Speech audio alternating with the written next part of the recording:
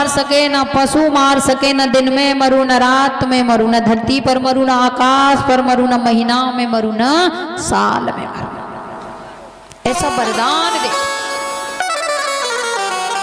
जितनी भी सृष्टि पलवर में रची गई हो ना, उससे भी मैं मारा नहीं जाऊं, ऐसा वरदान दे दो।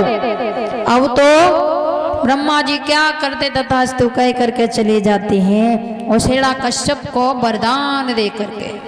जब हिरण्यकश्यप को वरदान दे करके जब गए, इधर में क्या होता है, अब तो हिरण्यकश्यप क्या करता है, हिरण्यकश्यप ने अपने राज में ऐलान कर दिया कि आज के बाद कोई नारायण का नाम नहीं लेगा, जो मैं कहूंगा वही होगा, कोई नारायण का नाम नहीं लेगा मेरे राज्य में।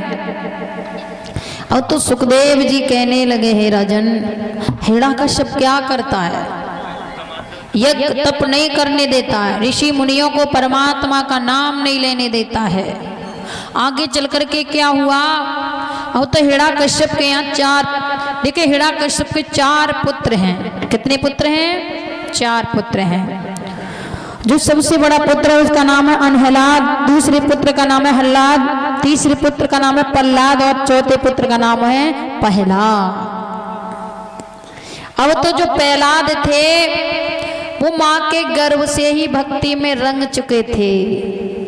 5 वर्ष के प्रहलाद हैं। एक दिन क्या हुआ, प्रहलाद कहने लगे कि मुझे चल करके जानना चाहिए कि मेरे पिता के राज्य में जो प्रजा है वो किस प्रकार से रह रही है।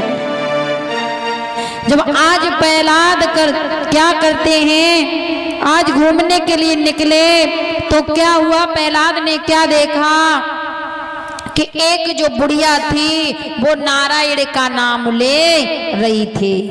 जो बुढ़िया नारायण का नाम ले रही थी तो प्रहलाद ने देखा, तो प्रहलाद ने कहा, ए बुढ़िया, तुझे पता है यदि मेरे पिता को पता चल जाएगा तो तुझे कष्ट देगा और तू नारायण का नाम ले रही है।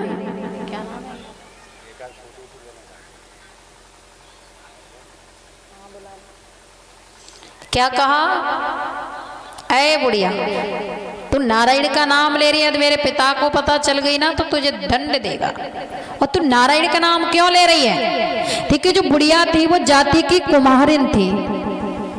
उसने कहा, बेटा तुझे नहीं पता मैं नारायण का नाम क्यों ले रही हूँ। बुढ़िया ने कहा, बेटा तुझे नहीं पता मैं नारायण का नाम क्यों ले रही हूँ। प्रहलाद ने कहा, क्यों ले रही है नारायण का नाम। उस बुढ़िया ने कहा, बेटा तुझे नहीं पता ये जो अबा है ना, इस अबा के अंदर बिल्ली के बच्चे दब गए हैं और अबा भी लग चुकी है। प्रहलाद ने कहा है कि तेरा जो नारायण है उन बिल्लियों के बच्चों को बचा सकता है।